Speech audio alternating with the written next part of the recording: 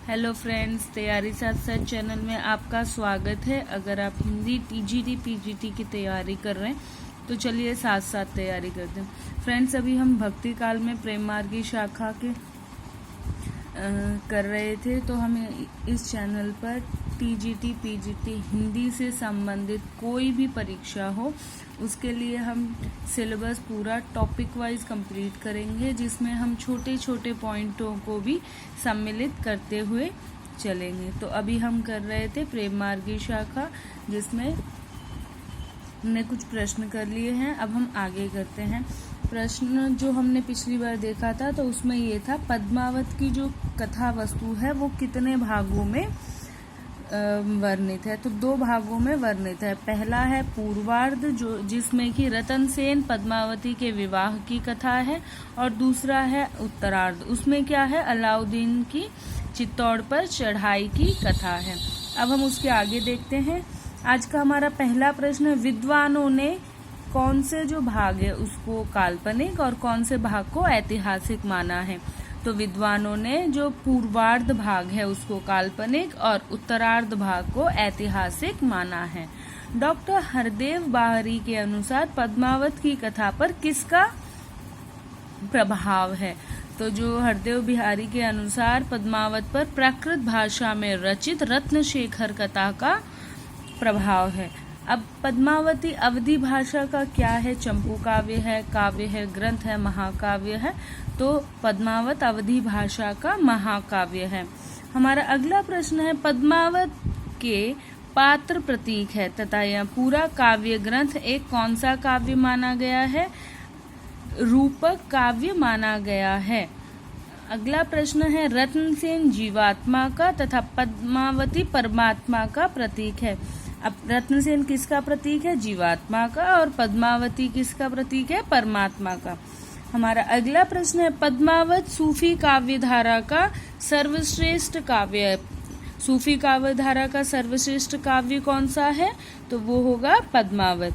जायसी के 2 अन्य ग्रंथ अखरावट एवं आखिरी कलाम, ये दोनों भी बहुत ही ज्यादा प्रमुख रचनाओं में आते हैं, जो कि बहुत ही ज्यादा चर्चित है। जो ठीक है फ्रेंड्स, अब हमारा अगला प्रश्न है, जायसी की किस रचना में वर्णमाला के प्रत्येक अक्षर को लेकर सिद्धांत निरूपण किया गया है। तो किस रचना को, अखरावट में क्या है, वर्णमाला के प्रत्येक अक्षर को लेकर सिद्धांत निरूपण किया गया है। और अखरावट किस भाषा में रचना हुई है, अखरावट की तो अवधी भाषा में रचना हुई है। हमारा अगला प्रश्न है, जायसी की किस रचना में कयामत का वर्णन किया गया है। तो जो आखिरी कलाम है उस रचना में कयामत का वर्णन किया गया है, और जो आखिरी कलाम है वो भी अवधी भाषा में रचित है। हमारा अगला प्रश्न है, माधवानल कामकंदला की प्रसिद्ध प्रेम कथा को लेकर इसी नाम से 3 और अन्य ग्रंथ भी लिखे गए। कौन से नाम से, माधवानल कामकंदला। इससे 3 ग्रंथ लिखे गए हैं। किन किन ने लिखा है, गणपति जी ने लिखा है, कल्लोल कवि ने लिखा है, और आलम ने लिखा है। तो इन तीनों ने माधवानल कामकंदला नाम से प्रेम कथा लिखी है। अब हमारा अगला प्रश्न है, माधवानल कामकंदला के रचयिता कौन है। देखिए कौन है, जिन्होंने नायक नायिका के केवल एक जन्म तक की ही कथा वस्तु को सीमित रखा है। अगर इस प्रकार से प्रश्न आता है तो उत्तर होगा आलम। तो आलम ने जो माधवानल कामकंदला की रचना करी थी, उसमें जो नायक नायिका का केवल एक जन्म तक ही कथा वस्तु को सीमित रखा था। ठीक है, उसका अब अगला प्रश्न है हमारा, माधवानल कामकंदला की रचना में नायक नायिका के कई जन्मों का वृत्तांत किसने किया। तो जो कई जन्मों तक वृत्तांत किया था वो गणपति जी ने और कल्लोल जी ने किया था। जानकवि का समय क्या है, जानकवि का समय है 1612 से लेकर 1664 ईस्वी तक। हमारा अगला प्रश्न है, जानकवि ने कितने ग्रंथों की रचना की। तो जानकवि ने 78 ग्रंथों की रचना की। जानकवि ने कितने सूफी प्रेमाख्यान ग्रंथ की रचना की। तो कितने की, 29। अब देखिए, अगर पूछा जाए जाह्नवी ने कितने ग्रंथों की रचना की तो 78 आएंगे, और कितने सूफी प्रेमाख्यान ग्रंथ की रचना की तो 29 आएंगे। जाह्नवी द्वारा रचित प्रमुख सूफी प्रेमाख्यान ग्रंथ कौन कौन से हैं? तो देखिए फ्रेंड्स, यहाँ पर कुछ है जो कि बहुत ही ज़्यादा चर्चित है और बहुत ही ज़्यादा प्रमुख है परीक्षा की दृष्टि से, वो मैंने यहाँ पर इनका समागम किया है। तो पहला है कथा रत्नावली, दूसरा है कथा कनकावली, तीसरा है कथा कमलावती, चौथा है कथा मोहिनी, पांचवा है कथा नल दमयंती, पांचवा है कथा कलावती, छठा है कथा रूपमंजरी, सातवां है कथा कलंदर। इस प्रकार से इनके ये जो प्रमुख सूफी प्रेमाख्यान ग्रंथ है ये है, जो कि हमारे टीजीटी पीजीटी के लिए ज्यादातर महत्वपूर्ण है। अगला प्रश्न है, डॉक्टर नागेंद्र ने जाह्नवी के बारे में क्या कहा?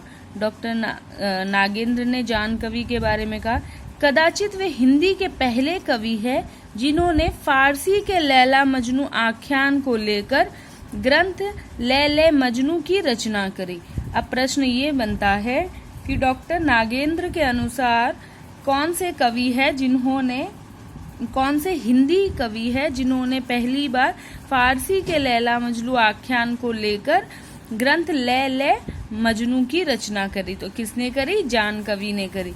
या इस प्रकार से भी देख सकते हैं कि डॉक्टर नागेंद्र ने जाह्नवी के बारे में क्या कहा, तो ये वाली पंक्ति आएगी। जाह्नवी की भाषा कैसी थी? राजस्थानी प्रभावित ब्रज भाषा थी।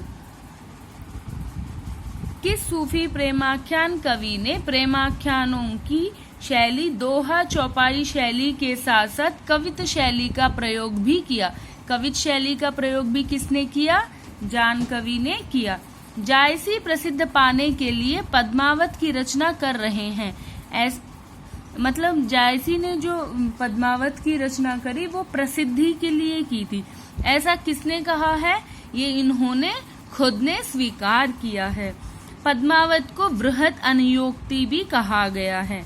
पद्मावत को क्या कहा गया? बृहत अन्योक्ति। अब हम ये देख लेते हैं कि जो पद्मावत रचना है उसमें कौन किसका प्रतीक माना गया है। जो चित्तौड़ है वो शरीर का प्रतीक माना गया है, और राजा रतन सेन है मन का प्रतीक माना गया है। सिंगलदीप को हृदय का प्रतीक माना गया है। पद्मावती को बुद्धि का प्रतीक माना गया है। राघव चेतन को शैतान का प्रतीक माना गया है। अलाउद्दीन को माया का प्रतीक माना गया है। नागमती को संसार का प्रतीक माना गया है। हीरामन तोता को गुरु का प्रतीक माना गया है। फ्रेंड्स, अगर आपने पहले के प्रीवियस ईयर के पेपर्स देखे हैं तो आप ये भी देखिए कि ये जो पात्र है इनको भी किसी न किसी चीज का प्रतीक माना गया है, और उससे संबंधित प्रश्न भी पेपर में पूछ लिए जाते हैं। फ्रेंड्स, आज के लिए इतना ही। अगर आपको ये वीडियो पसंद आती है तो लाइक शेयर कमेंट ज़रूर कीजिएगा और चैनल को सब्सक्राइब कीजिएगा। धन्यवाद।